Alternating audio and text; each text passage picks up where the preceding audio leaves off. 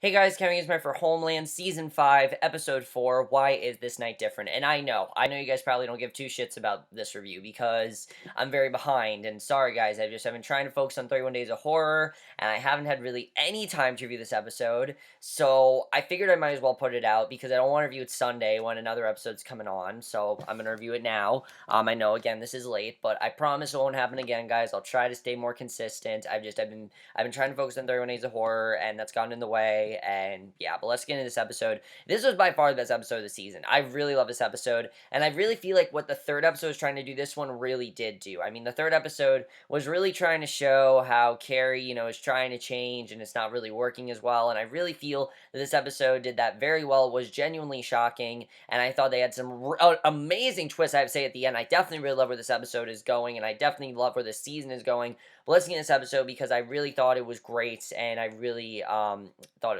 like I said, this is turning out to be a very great season of Homeland, especially if you have episodes like this. So we start with Alison and Saul at a Passover dinner, and Itai leads it, says celebrating Sadar in Germany is important because of their slavery just 70 years ago under a tyrant, and he says, I thought this was interesting. He said their parents and grandparents wore yellow stars. He says they still have enemies all over the world who wish to destroy them, and says, we pray for their strength to defeat them. Carrie wakes and looks around, and I thought that was interesting doing the scene that we saw, just seeing that, all the Holocaust stuff that's happened is really sad, and I always find that stuff, like, very interesting. I just always have found it very interesting, and I think that was definitely interesting as well. Now, what they do with Carrie, though, in this episode, I found very interesting, because, of course, as we know, Quinn kidnapped her, and she doesn't know that it's Quinn that kidnapped her. Carrie wakes up, looks around, she sees some food nearby and a toothbrush, she's tied to a cot, and Quinn comes in, and she says, thank God, and, of course, she thinks that Quinn saved her. She doesn't know that Quinn kidnapped her. She thinks that Quinn saved her. She doesn't know that he's actually after her and that he was the one that was after her all along. I like this. I like this, though, because, there's this huge thing with, what is Quinn really going to do here? He's not going to kill Carrie, obviously, because it's only episode 4. But I really love the way this episode was done because it really introduced this interesting subject of what the hell Quinn's going to do. So she says his name again. She tells him to untie her. She asks what the fuck is going on. He says her name is on a kill list, and she says she knows but can't figure it out. He says she must have crossed a line and pissed someone off. He tells her to stop moving. He cuts his hand and wipes blood on her face. He unties her and then says Saul put her name on the list. And obviously she's really pissed because obviously Saul is just, she thinks that Saul's only doing this because she's not working for him. And he tells her to close her eyes. She sits and he says, play fucking dead. And she says that she doesn't believe it. She doesn't think that Saul's the one that did this. She would never think of Saul doing that. Like I said, Saul's always been kind of like a father figure to her, and she would never think of Saul doing something like that. But Saul is just a much different character this season. You can tell that he, is hell-bent on getting Carrie back, and I would believe it. And she says she better, and he snaps a pig. He tells her to get cleaned up because they have shit to do. She asks what, and he says they have to execute her failback plan. She asks what if she doesn't have one, and he says the picture will buy her time, but she has to disappear, and she asks how his deal with Saul works, and he says it doesn't matter. He says Saul gives him a name, and he gives proof of death. So basically he's telling her, look, I have to kill you. And I like that he told her this, because I really thought Quinn was going to be like, I don't know if I should do this, but no, he's realizing, you know what, this is no different. I have to kill her. And she says Saul gave her name, then asks why. He says he doesn't know and doesn't want to. However, we do realize at the end of this episode there's more going on. I'll get into that. She says she didn't do anything, and he says she's probably not even aware of what she's done. She's probably just something she's done that she doesn't really remember, and she says she needs to talk to Saul. Quinn says the order may have come from someone senior, and if she shows she's alive, they will keep coming for her. So, what I like about this is that even though Quinn is trying to protect her, even though Quinn is trying to set out, to assassinate her, he is still trying to protect her, which I do like seeing, and I like the bonding between these two. Like I've said before, the bonding between Carrie and Quinn is one of the strongest parts of this show. It's very interesting, and they've definitely done a very good job at separating it from Brody, because Brody was just a very different character. Brody and Carrie were always just like, in this affair, and this has never been the case with Quinn and Carrie. They're not together. They've never really had a romantic thing. Sure, they've liked each other, but they've never really acted on it, and that's something I definitely really like, because I think Homeland works best when you have things like that. I don't want these two to ever get together because it just creates really good conflict for them. So Quinn says the order may have come. Oh, I just read this. So then Itai then asks him again about a plan to overthrow Bashir, and Saul says there isn't one. Itai says he heard that Yousef would be their replacement choice, and Itai says the man was behind a chemical weapons attack, and Saul asks what's the alternative? Leave Assad in place. That basically is what the plan is. And Itai says where Arabs are killing Arabs, they're not firing rockets at Jews. They're just not going to do that because obviously Nazi Germany, I mean, they're not going to fire them at Jews. They're just not going to do that. You can understand why. It doesn't sit well with Itai. And he tells Saul he was once a better friend to Israel. Alison thanks Itai for including her, then tells Saul that they have to leave in 15. And basically, Jonas calls Carrie, gets voicemail, and I thought they handled the Jonas and Carrie stuff very well. She just doesn't, he thinks that she doesn't want to talk to him, when really, I don't think it's that. Obviously, she's off her meds, but also she can't talk to him right now because she has to make it seem like she's dead. So, Laura comes in, asks Jonas what's going on. She says During should fire Carrie since she didn't keep him safe in Lebanon, and Jonas says that Carrie told During not to go. And I like how Jonas, despite, being pissed at Carrie for what she did, is still defending her. He clearly does care about Carrie, and that's something I definitely like about Jonas. And Laura says her source gave her an empty flash drive and says the CIA is still following her. Now, I have to say, Laura's stuff got very interesting in this episode. Laura's been a really good character so far. I like what they've done with her. I first found her annoying. Last week, I really started to like her. And in this episode, I think she's getting a really interesting arc, I have to say. Laura says her source gave her an empty flash drive and says the CIA is still following her, and Laura asks him to have his hacker client reach out to her source, and During comes in and asks if it's all right. She says she wants Jonas to track down her source, and During says that he should, because obviously she's kind of going through the same things as Carrie. Someone's following her and she doesn't know who it is, and I really like that. I like the, but again, this is different for Laura than is for Carrie. They're going after obviously for different reasons. So Jonas agrees to make the call. Laura gets a call, walks away. Jonas says Carrie is gone without a trace. He says they can't call the police because it would put Carrie in more danger. And Jonas asks, who lives like this? And During says that she does. And again, him saying that just really makes me feel very shady. I just don't trust During. I don't know what it is. But the twist introduced in this episode definitely made me very interested. And I kind of feel like there's something more going on that we don't know about. And Jonas, I don't think is involved in this. Maybe people might get some vibes from Jonas. I think Jonas is completely unaware of really what's going on here, and he tells Jonas he's worried about her too. Carrie sits and Quinn starts a video recording, and this was just such a great scene. Claire Danes' performance in this scene was amazing. She really has been doing a great job, I have to say. But this scene particularly, I don't highlight her a lot. I think she's a good... I think Claire Danes is a really good actress, I will say that. I don't think she's... I think Carrie has some really amazing scenes a lot, but sometimes her scenes can be really over the top, but I thought this was a really great scene, I have to say. Carrie makes a recording for Franny, who she doesn't know if she's going to see her again, so obviously she wants to make this video for her, and she says she was named after her grandfather, Frank, then says she knows Franny will be mad that she had to leave. Carrie says it wasn't safe for her to be with her, but she's trying to get back to her, and Quinn says she's making it sound like she's still alive, and Carrie says she will figure it out and fix it, and Quinn says if they realize that she's alive, they will get to her through Franny. So basically, she has to make it seem like she's dead. And he says Franny is safe if Carrie is dead. So that's the only way that Franny's gonna be safe, and Carrie basically has to make this seem like this was something that she made before she was killed, and Carrie starts crying, then asks how he felt when he left his kid, and he says not everyone is fit to be a parent, and I do agree with Quinn on that. I don't know if he's specifically talking about Carrie, though. I kind of feel like he is, because, I mean, Carrie tried to drown Franny last year. I mean, she's definitely way past that, but I do get what he's saying, that maybe she's just not cut out for it. And he restarts the recording. Carrie says maybe now she's going by Frances and says she had to leave her and she probably hates her for it. And she doesn't blame her. She says something happened and it wasn't safe for her to be with her. Carrie stops herself and she says she did everything she could to get back to her, but she didn't make it. She says the kind of work of what she did is dangerous. And she says she believed in it, so she took the risk, but then she came along and she realized she wanted a better life for her daughter, and she says she had it with her for a while, but she stops and says that she didn't abandon her. Again, her biggest fear is turning out like Brody. I've said this a million times, but you're really seeing that in this scene. She doesn't want this to be a Brody-Dana situation. She doesn't want Franny to turn out like Dana, and God help us if she does, because as we know, Dana was extremely annoying. So, she says she knows what this feels like and would never do that. She tells Franny she's the best thing she's ever done and makes up for every mistake she's made. Quinn looks away when she talks. Carrie cries and she says that she loves her, and I thought that was a really great scene. So she stops the recording, and again, it's really sad for Carrie because she doesn't know if she's going to make it out of this alive. She basically has to pretend she's dead, and that definitely is going to be very interesting what happens with that.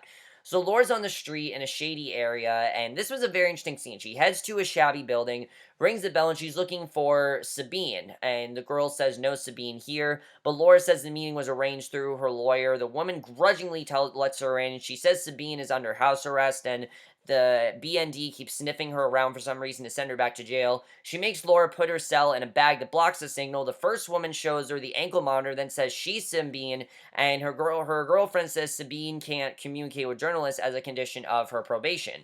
So they tell Laura that they like her work. Laura says there are more documents, but she can't find the hacker, and she says Gabe H. Codd could find it. His hacker name stands for douchebag backwards, and Laura says she's facing arrest and extradition, then asks if they know what it means. And I like what they're doing this. Laura's basically trying to find a way to get out of her arrest, and Sabine says it means she's not scared, and Laura says she tries not to be. And I think Laura really is scared. I honestly think she is. I mean, obviously, she's not as experienced. Obviously, she's a journalist. She's not used to facing these kind of problems. And, this one mistake that she's made to find a hacker has gone really badly. And it seems like she's trying to get Sabine and, Sabine's girlfriend to help cover this up and maybe help her out a bit. So Alison meets a private plane on a small airstrip. A family gets off the plane, including General Yousef and his wife. They think she's from a medical clinic, but that is supposed to help his daughter. That is supposed to help his daughter. And Yousef's security is vigilant, but he tells them to relax. Alison says the donor arrived safely. Yousef says she's not his Swiss, and she says she's from Berlin.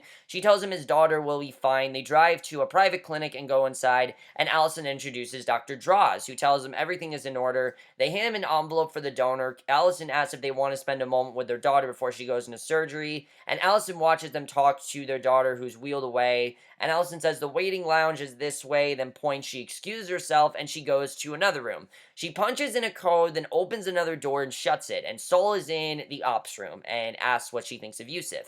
She says he's what you would expect and says his officers seem to be in charge and he resents that. Saul says Assad may think he's a flight risk, and Alison says they have a hand of aces and they can likely burn him. So she says he does smoke and says Saul should offer him one of his cigarettes, and she tells Saul she has to go and steps out. And I like that scene, she steps out. She's really not sure what's going to happen here, and Saul watches Yousef paste. Carrie pulls stuff out of her failback supplies, and Quinn says Carrie must not have been sure her new life would work out since she has all this stuff. And I think Carrie in the back of her mind has always known that, the life that she made was not going to last forever. Even though she wanted to get away, I think she knew that she wouldn't be able to get away. She really thought she was going to. But of course, in the back of her mind, she thought, maybe this isn't going to work. And Carrie asks where he's been, and he says Syria. She says she looked for him everywhere she went, never stopped thinking about him, and he says it doesn't matter now. She really cares about Quinn, even though, she knows that he likes her, and even though she's with Jonas, she clearly still has a connection to him, and I like that.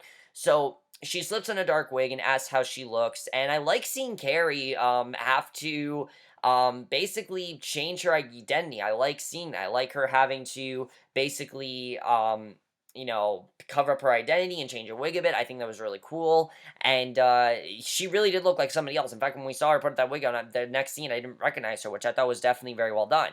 And she asks if he ever saw Saul use the drop. He says the first time, and she asks since, and he says no. She says he can't know if Saul put her name in there, and Quinn says it's Saul's operation, and she says sending him to kill her is not smart, and Saul would know that, and she says someone could be in their operation, then they need to test it. She asks him to take him to his drop. She says she trusts Saul more than she trusts anyone, can't give up her daughter, or less than a certainty. And, she just doesn't want to think that, think that Saul's the one that would do something like this. And it just doesn't seem like something Saul would do. Saul would never actively try to get Carrie killed. He's always been in her best interest. Even when he's pissed her, even when he's completely pissed at her and completely against her, he has still tried to be in her best interest and done whatever he can to protect her. If you remember last year, I remember he was gonna, I think, kill himself just for her. He probably still would have done that. That's just how Saul is, and I think that's how he'll always be. So Yousef comes to Alison's office, and she says there are forms he needs to sign. His guard steps out. She drops the accent and asks him to sit. He does. He asks what's happening here. She says everyone here is CIA except the surgical team. And she says he's in violation of international sanction. And she says they can send him to The Hague for war crimes. She tells him to keep looking at the form. It says there's an alternative. And she tells him to go for a smoke in the garden after lunch alone, and he can hear more. She hands him the pen. He signs it. She thanks him, says she knows he wants to get back to his wife now. She smiles at him like a clinic staffer would and closes the door after he leaves. She looks up at the camera, shrugs where Saul can see, And Sabine is then looking for Gabe H online. While Laura paced around frustrated, Sabine finds him. Laura comes back over, and basically they think that he is the hacker. And Sabine tells Gabe that there were no docs on the drive. And he's surprised, then he curses and says Corsi must have been the one that did it. That Corsi was the one that was the hacker, and he says Sabine, his friend, must have screwed with it. And Gabe, aka Numan, calls Corsi and asks what he did with the drives. And obviously, we know that Corsi and Numan were working together. And basically, Numan goes looking for him, asks his girlfriend where Corsi is. She tells him to get out and says he's working, grabs her phone. By the way, his girlfriend, really hot, I have to say. Definitely really hot. I really thought she was attractive, and she tells him to get out. Says he's working. He grabs her phone. Says to call him now. He says he says call and he'll leave. She gives up, covers the camera that makes the call. He snatches the phone, asks what he did with the docs, and Corsi says that they'll be rich. He says his Russian friend paid big, and says they even sent a car, but he'll cut him in. And Gabe tells him he doesn't know what he's doing, and Gabe tells him to get out of the car, but Corsi hangs up on him, and now Corsi looks very nervous. He doesn't really know what's going to happen here, and they stop, and he gets out, is taken to a bar that's nearly empty, and Corsi's told that Boris is not there, and says his name is Ivan, and that is Valentine, and Corsi says money first, and he hands him a bag, and inside are thick stacks of cash, and Corsi says okay. The guy says to give it over. He hands him a flash drive. Ivan takes it, says they will check it, offers him to drink to toast, and he asks if it's the only copy. Corsi says yes, and, he's promising this is the only copy that there is. Corsi says he's going, but Ivan says sit. He says he wants to be a trusting person, but says cynical people make it hard, and says that's not a pleasant life. And he says he wants to trust him, but he's cynical. And Yousef's wife stares out the window, says Geneva is so peaceful. He says he's going to smoke. She asks him to check on Nina, and he tells the guard to leave him, then says what? They think he'll swim across the lake while his daughter is in surgery, and Saul, that obviously he's not going to do that. He cares about his daughter. So Saul sits waiting for him. Yousef recognizes him and says he's flattered, and Saul offers him a smoke and lights it. And the scene between Saul and Yousef was very interesting. He tells Yousef that they know Syria's crisis is getting worse every day, and he says the Islamic State is preparing an offensive against the regime, and Yousef says he knows all this. This is just stuff he knows. He doesn't need to be told by Saul what's going on. Saul says that they will lose the war, and his people will be slaughtered. Saul says he knows he loves his country and has a loyal following among the officers. He says he thinks they will follow him when he replaces Assad, and Yousef chuckles and asks if this is his solution for Syria. Saul says the best that they have, and Yousef, half of the, Yousef says that half the government is related to Bashir, and Saul says they are loading $10 million onto his plane, shit ton of money, and he says he needs to promise free elections, and the U.S. will support them. Saul says they have to act quickly. Yousef says he's wrong, and says the Islamic State is the danger, is the danger in Syria, and he said the world will have to come around to supporting Bashir, and Saul says if Assad stays in power, he'll have to answer for his crimes, and he says Assad is already tattled. Saul says Assad will blame Yousef for these crimes, and he says he will say anything to keep his grip on the power, and he sees a guard then tell Yousef they're out of time. Saul says lead your people into the light, and Yousef walks off. So Saul's basically trying to negotiate this deal with Yousef, and I'm very interested in seeing if Yousef actually listens to him, which I think Yousef is listening to him, but I think it's kind of like the least of his concerns now, which I think is definitely very interesting. So, a man holds a gun on Corsi's girlfriend who's crying. She has a bloody nose. Ivan tells the bloody being Corsi that they found it. Then he says he only kept one copy. They Gatorade him. Gabe goes to Corsi's place, sees the door is ajar. He goes inside, calls for Corsi, then sees his girlfriend shot dead in a chair, and he gasps and gets out of there ASAP. Obviously, this was not the plan, and he knows that things are going really bad for them, and that was pretty crazy. So Quinn and Carrie pull up outside the German post office. They agree to sit and wait until Saul comes. She doesn't think it's going to be Saul. She doesn't think it will be Saul, and, she just doesn't think that Saul's going to be the one to come out of there. But Quinn's trying to tell her, look, Saul's going to come out of that post office, and you're going to see. So Quinn goes, because they know that whoever comes out of that post office is going to be the person that's after. So Quinn goes to make the proof of death drop, and Carrie sits in the driver's seat as Quinn instructed, and he goes to the box and opens it, and the postman watches Quinn on camera, then sends a text in German that says, Den Freund ist here, that means your friend is here, and a gunman then gets the text, pulls out his car, and you know that this is probably the person after Carrie. So a young woman runs into Quinn, drops her mail, and he helps her. And Carrie watches the people around her with suspicion as they pass. Very good scene here. I definitely really love this. This is something I really like the way they're handling is, Carrie trying to find a way to figure out who's after her. She knows that any of these people watching her could be the person that is after her, which I really like seeing. So Quinn then comes out, a car pulls up, gets ready to take a shot at Quinn. Quinn ducks, but he is shot, and Carrie throws him reverse, backs into the shooter's car, and it's not a severe shot. He is okay. Quinn basically killed his would-be assassin, which I thought was pretty awesome. And Carrie snaps a pic of the shooter, shoves Quinn in the car, and I gotta say, Quinn is just a badass this season. I've said it so many times, but he really is. And Quinn says, whoever wants her dead now wants him dead, and he knows that now now it seems like they're after him too. So Carrie takes him back to Quinn's safe house. She checks him. She says there's an exit wound, and he tells her where the medical supplies are, and she runs to get them. He's in pain and bleeding. She prepares a shot and asks if he's still with her. She puts the shot into him, and he says she has to put pressure on the wounds. She sits him up, dresses the wound. She tells him to hang on. He puts his head down on her shoulder, and I definitely feel like this is going to make them a lot closer. You can definitely tell this scene is going to make them a lot closer, and I really like that. So Alison escorts Yousef and his family back to the plane after the surgery. He says he would like his wife and daughter to remain behind until this is resolved. Alison says they can't do that and says if he went back to Syria without them, it would raise a red flag. And Yousef says he could just take their money and run off. And Alison says that they're betting he's smarter than that. And Alison tells Saul what Yousef asked, and he says that's a good sign. He says it means he knows he's fucked and might just cooperate. So it seems like it's working out with Yousef, that they actually might get him to listen. So Carrie is tending to Quinn and looks at the shooter's phone. She says there's only one number on it. So obviously this number on it is the person after her.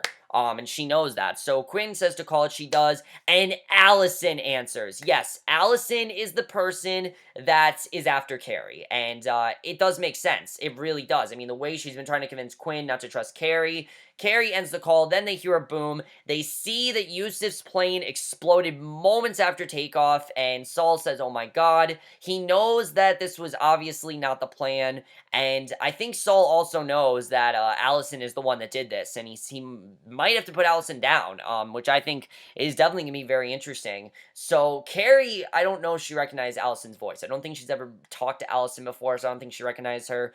Quinn will, though. Quinn's gonna recognize her voice right away, and he's gonna be pissed when he realizes who it is. And especially if Alison leaves, like, a voicemail or something, that's gonna be very interesting. So, Alison working, after Carrie, I think is an awesome twist. That's something that I love, and that's gonna make this season incredible, I have to say.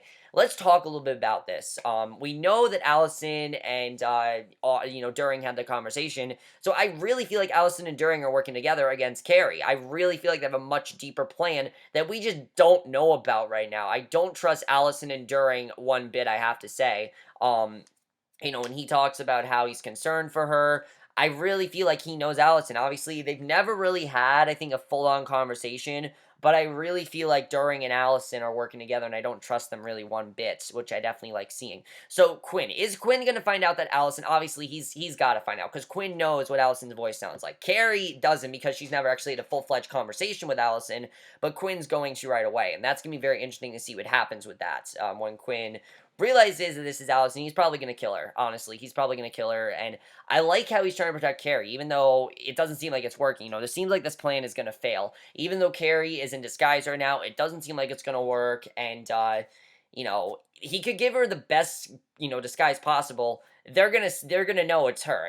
I don't know how they do it exactly, but clearly they know, and that's gonna be very interesting. Forget Yousef, because he just died, and I definitely think that Saul knows that Alison betrayed him, or that something more is going on here. So do you think that Saul knows that Alison, did this? Does he know that this was Alison's doing? Because clearly it was, and I think that definitely is very interesting.